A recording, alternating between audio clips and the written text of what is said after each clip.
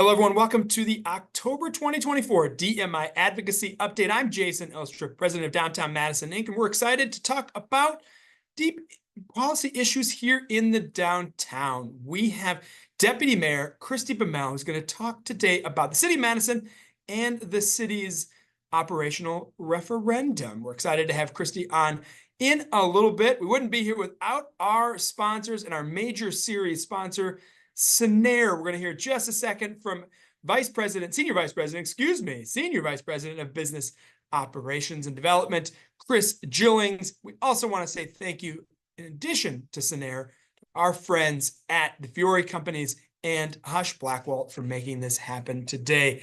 Let's get your title right, Chris Gillings, Senior Vice President of Business Development. I want to make sure we have that senior on there, my friend. How are you? Not too bad, not too bad. Although I'm still adjusting to the senior thing, even though it's been years.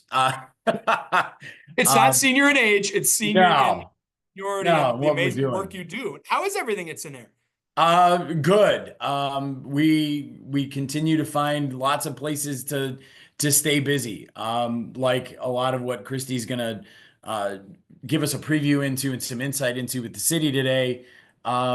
They've been a steadfast supporter of housing, both in the downtown and throughout the city, as a critical core mission. And we're so grateful to call a community that invests that deeply in housing home.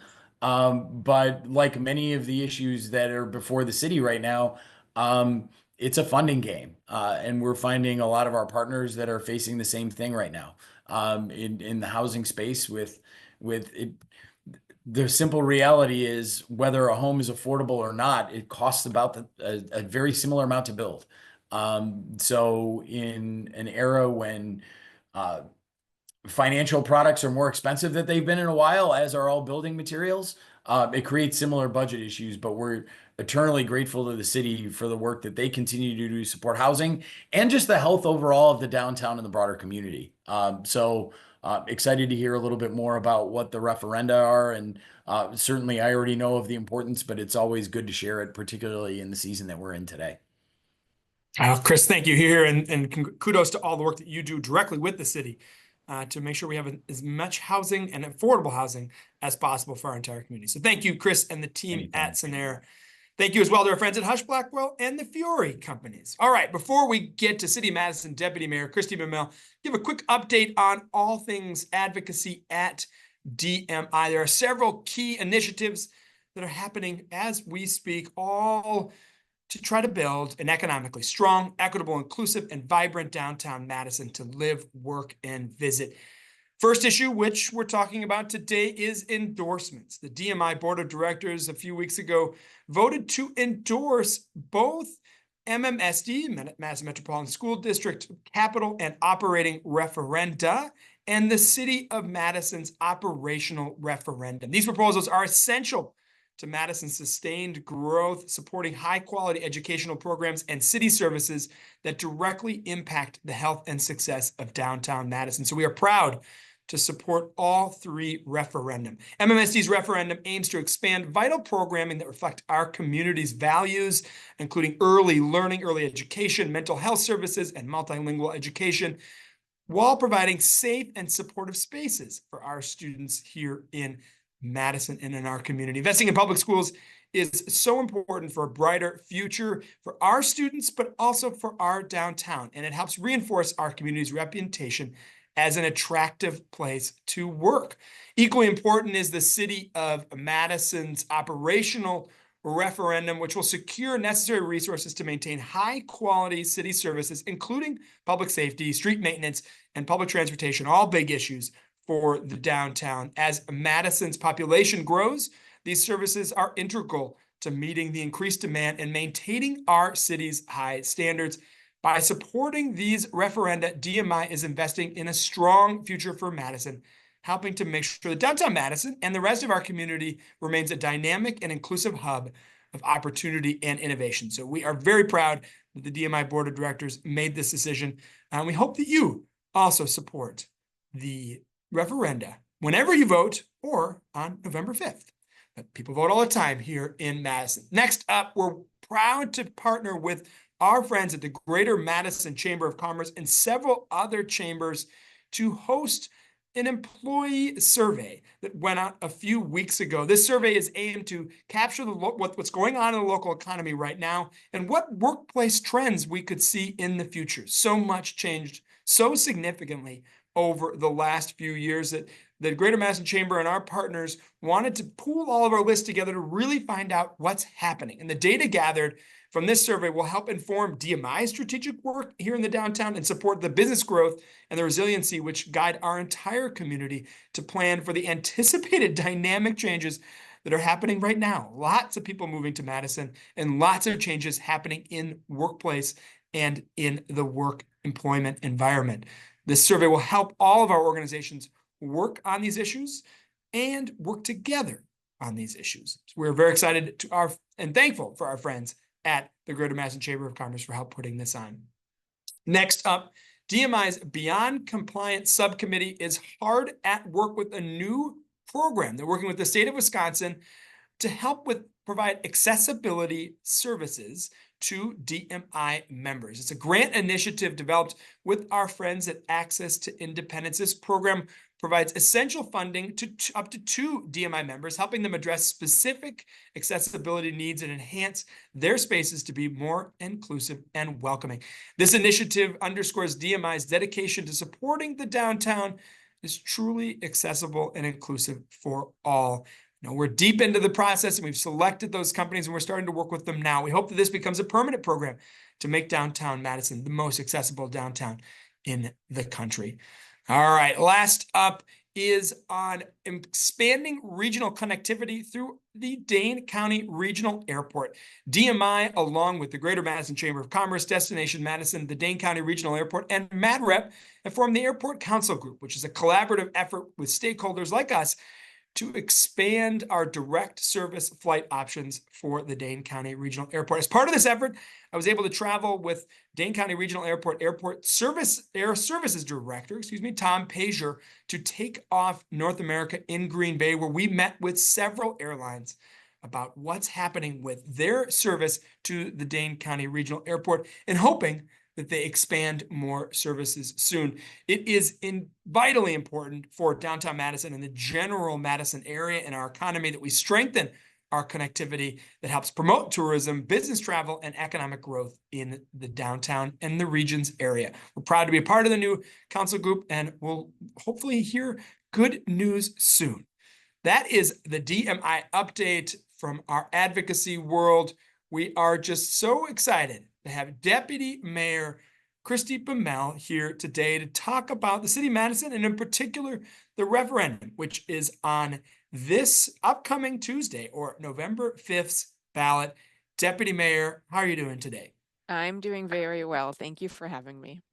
No, absolutely. Well, thank you so much for joining us. I think the first question we want to go over is, can you provide an overview of what is happening with the city of Madison's operational referendum on November 5th? Questions like, how much is it?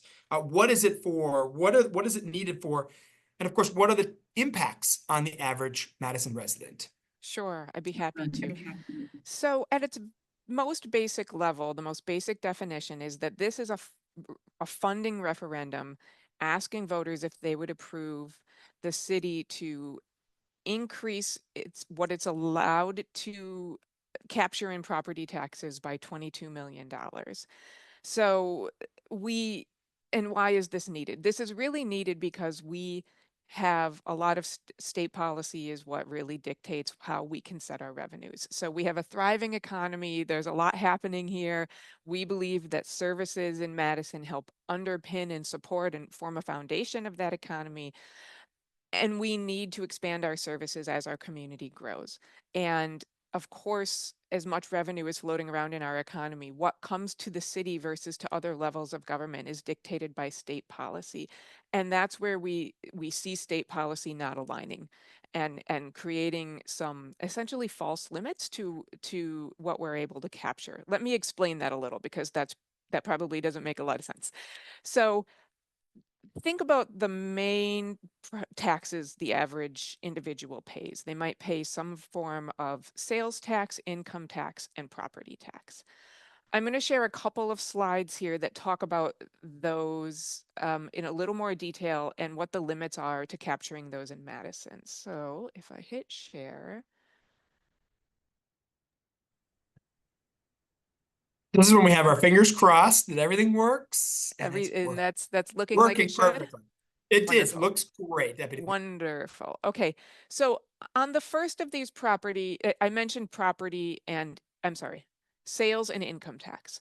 The city does not capture sales and income tax. So sales and income tax that's generated in Madison goes to the state. There's been a long-standing agreement that those revenues are shared back with local jurisdictions in something called shared revenue. There's a formula that determines how much each community gets. That formula once upon a time worked fairly well, but it's been changed a few times over the last 20 years and it just doesn't work for us anymore. It hasn't worked for a long time. And I'm going to show one example of this. This is how much shared revenue various places get per capita. You can see the city average across Wisconsin is $195 per person. Madison is among the lowest at $29 per person. And it makes it very hard for us to really get the type of usage out of this shared revenue that we need. So to explain the difference between these a little bit, if the city of Madison got the average, the $195 per person, we would have $55 million more in our budget than we have. That's more than double what we're talking about in a referendum. So it's not insignificant. And put another way, this essentially says that for every dollar we send to the state, we get 18 cents on that dollar back. And that's not just city of Madison, that's this geography. So that's the city, that's the school district, that's this portion of the county. So this is one challenge with our revenue. And unfortunately, it's forced our reliance more on property taxes. This has been a problem for many jurisdictions around the state, looking more to property tax as a solution. Now, we do get a share of property taxes. About 35% of the property taxes paid go to the city of Madison versus other jurisdictions. And for us, it's really important. It's over 70% of our budget. Together, these two sources are over 80% of our budget. So they're very significant to us. We have another challenge with property tax, though. In 2011, a formula was changed, whereas in the past, it was allowed to grow in scale to recognize population growth and to recognize inflation cost changes. That's no longer the case. It no longer recognizes inflation. So and growth, we have kind of a proxy for growth in there. So the proxy for growth is that we can increase property taxes by something that's equivalent to net new construction, the value of net new construction in the city. So it's a proxy for population growth. But without any recognition of inflation, this really doesn't capture our full costs. So while our costs may go up, our revenue needs may go up 4%, 5%, depending on what inflation and growth add to together, our revenues are going up about 2% per year. And that might be something you can manage in 1 year or 2 years, but when you go on to year 13 or 14 of trying to deal with that, it becomes quite a challenge. I don't think I have to tell anybody listening that things don't cost what they cost in 2011. Wages are different, healthcare costs are different, services are different, supplies are different. Everybody knows this. And so it becomes a bigger gap over time. And you can see that gap in this chart here, where the blue line shows inflation plus population growth, and the orange line is where we've actually been able to capture revenue. So that's been a challenge for us. And we've been trying to manage that challenge over years by stretching our services, doing more with less, seeing where we can find efficiencies, seeing how we can just stretch ourselves a little thinner to cover the gap. So what's an example of that? So our streets department, we add 800 new garbage cans every year. And when we go to our streets director and say, when's the last time we added a new truck driver for a garbage truck? He says, well, not since I've been here, which is 7 years. So at least 7 years, we've been finding a way to just optimize our routing and keep doing a little bit more with what we have. And that works for a while, but it doesn't work forever. And so you can see, I have a very detailed chart here. I would like everybody to please read it word for word. I'll pause for 5 minutes. No, I'm kidding.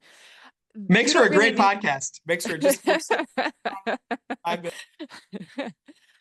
You don't really need to read this. I think what this is really trying to convey in a graphic is that every year there's a gap. This is a structural issue. Every year, the costs of providing the same services goes up at a higher rate than our revenue. So every year we come up with a lot of solutions that are sometimes new revenues, sometimes finding efficiencies to find a way to close the gap.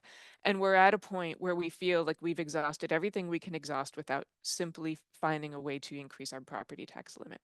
It's not perhaps the ideal way to do it, but with the tools given to us by the state, it's what we have available to us. So that's the why.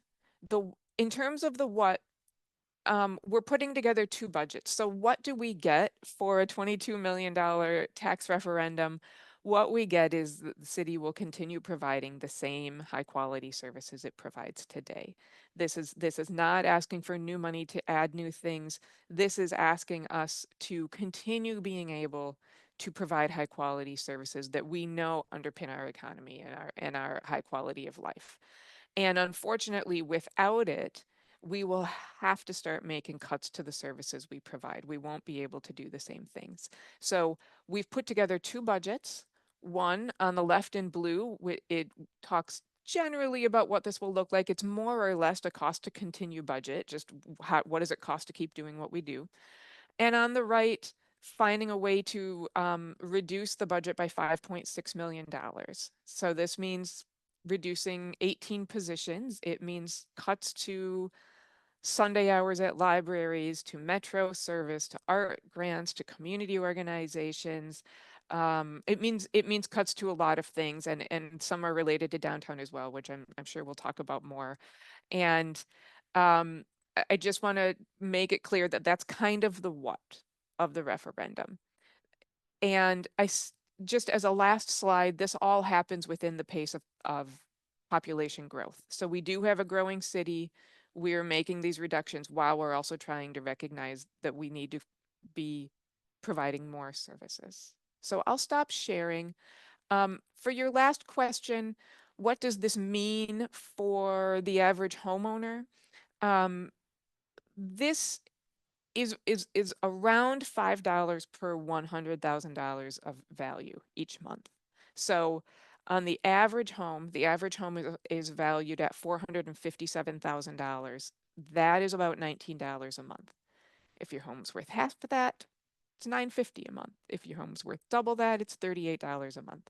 So that gives you a rough sense of the impact, and happy to talk more about any of that.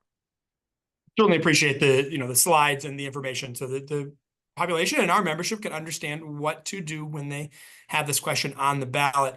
Importantly, though, for a downtown organization is what does the referendum, both passing and failing, how will that impact downtown? Sure. I think in the budget passing scenario, not a lot changes. We think we provide high quality services. We'll In continue. the referendum passing, if the referendum passes, not the Did I budget. misspeak? Yeah, we said Did budget I say pass. the budget? If the You have to referendum, subsequently pass a budget thereafter, right? yes, So we would also like to pass a budget this year. Yes. true. Just want to make sure. Thank you for that clarification. So if the referendum passes, we will continue providing the same high quality services we provide downtown. Not a lot changes. If the referendum were to fail, we would have to find cuts. Nobody wants to find cuts. We asked departments to propose what they could most live with. We took some of those, we looked elsewhere. Nobody wants to make these cuts. I just want to make that clear. But if we had to, some of the impacts that I think will be particularly felt downtown are here. Here's a few examples. One would be eliminating city funding for the downtown business improvement district. The city gives about $62,000 to that every year, and that is not something that we would be able to do anymore. Another is we have our Parks Department there's a mall maintenance fee that's assessed to property owners within a certain area that includes kind of the Capitol Square, State Street, and a library mall for extra snow removal, extra garbage pickup, street sweeping, just generally keeping a nice clean mall. Right now, those costs are split 50-50 between business owners and the city, and we're proposing to take that up to business owners paying for 75% of that, the city paying for 25% of that. So that would be an impact on those special assessments to property owners in that area as well. There's other things that Parks does, like fountains, decorative fountains, seasonal banners. Those would be things we no longer provide. Within the broader downtown, you have some parks that have ice rinks. That's something we would no longer support. So in a place like Vilas Park, where we construct an ice rink, we would no longer do that. In a place like Tenney Park, where there's a natural lagoon, we would no longer have the concessions and the rentals. We would be making some reductions to Metro service. That's what that looks like exactly. Metro is still figuring out, but we'd be looking for an annual $1 million reduction to their budget, which most likely takes the form of cutting into service hours, but that's not totally determined yet. So that would be something that could have impact downtown.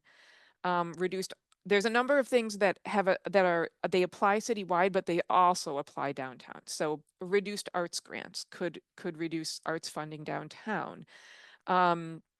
Reduced staffing in our building inspection division could mean slower permitting for any development, but that of course includes development downtown. We have a city committee that focuses on downtown activities and design, the downtown coordinating committee. There's a proposal to eliminate that, to repurpose staff time to other aspects of their jobs, given that they are stretched thin. And then other things that are kind of general slowdowns. So reduced staffing would mean slower response to traffic safety improvement requests, lower staffing at the polls, which would mean longer waits. Cuts to community services that would include employment services, homeless services, youth restorative justice, all their engagement funds for renting spaces to hold meetings. All of those affect the whole city, but of course they also affect downtown. And right now, cuts to library hours are not focused on Central Library, but I guess I would like to add that without a referendum, we know we will be pursuing more cuts every year. And I think in future years, cuts would be felt more and deeper everywhere. So I would add that as well. I mean, I think it's obvious. Thank you for that list. That with the referendum not passing will have a severe impact on downtown. I think it should be noted that the change in percentage of mall maintenance from 50-50 property owners paying 50% to the city paying 50%, from 75 for the property owners paying to 25 for the city, is somewhere between about $400,000 and $450,000 difference per year. It's actually in the new budget the second largest item by dollar amount in what would be reduced. So this will have a dramatic impact on the downtown. And I will say, as an organization, DMI is proud to be endorsing before the city's referendum, and so that we don't see these drastic cuts that will impact the downtown. On that note, DMI is supportive of the referendum. What can people do if they're supportive of the referendum to try to help get the word out and to make the outcome as positive as possible? I think the best, now I have to walk a careful line here. I'm a city staff person. I give information, I don't advocate. So I totally understand, but thank you for saying that. Absolutely. I think the most important thing is to, well, obviously to vote themselves, but to share information. The question is written in a way that's dictated by the state, so it's not terribly explanatory. It's very possible that a person could show up at the polls, get to this question, not even realize that this was on the ballot, and in the moment have to try to figure out what it means for them. So what it means for their individual property taxes is not in that question. What services specifically may change is not in that question. And so I think anything they can do to share the word with people about what this means is useful, just to make sure that people can show up at the polls informed themselves. Anything you'd like to add? Anything you'd like to reiterate as we close today's October advocacy update? Sure. I guess I should say, if people want to learn more, they can go to cityofmadison.com/referendum for more information. And I would like to just add that a couple of things here. One, this is an issue all over the state. There are multiple communities going to referendum. It's a growing issue. And for that reason, as well as seeing changes coming to the legislature, presumably due to changing map district boundaries, we think there's a chance to reevaluate this at the state level and take a fresh look at this in the coming years. Not necessarily all in year one, but over a series of years. And so we are often asked, if costs go up every year, are you going to propose a new referendum every year? And that is not the intention here. Our belief is that with one referendum, we can buy a small window of time to help do that work at the state level, to make sure that there's a better and more fair outcome, which can take a number of forms. It could be the shared revenue, it could be a small local sales tax, it could be allowing a regional transit authority, it could be a number of things. So we do feel like there's some opportunity and some hope there. And I just want to make it clear that this isn't something that we're hoping to come back for year after year. And then finally, the last thing I want to say is that while I talked about what some of the cuts would be looking like in the 2025 budget if the referendum were to fail, in truth, by 2030, we would not have a $22 million gap, we would have a $63 million gap. And so this would be the beginning of a long series of progressively more difficult and more painful cuts. So this is a 5-year plan we're looking at, and we do have a lot of hope for having a new solution within that time frame. Well, thank you. Thank you for being here today, Deputy Mayor Christie Baumel. We really appreciate more information on the city of Madison's operational referendum. Should note, as we said earlier, DMI is supporting the city's operational referendum. We're also supporting both of MMSD's capital and operating referenda. If you want more information, you can check out our website, and I would highly recommend viewing a wonderful discussion that we had with our friends at the Wisconsin Policy Forum, where Mayor Satya Rhodes Conway and Superintendent Joe Gothard were on stage answering questions from the president of the Wisconsin Policy Forum, Jason Stein, just a few weeks ago. That is available on Wisconsin Eyes channel. That gives you information right from the horse's mouth. But thank you again, Deputy Mayor Christie Baumel, for your insight today. We appreciate all you do for downtown and the city as a whole. Thank you very much for joining us today. Thank you so much for having me. Well, thank you for all joining us today for our October DMI advocacy update. Thank you again to our sponsors, our major series sponsors, Sinair, and our sponsors, the Fiore Companies and Hush Blackwell. Thank you for all you do for the downtown community. Hopefully we'll see you downtown sometime soon. Have a great rest of your week, and thank you very much. Talk to you soon.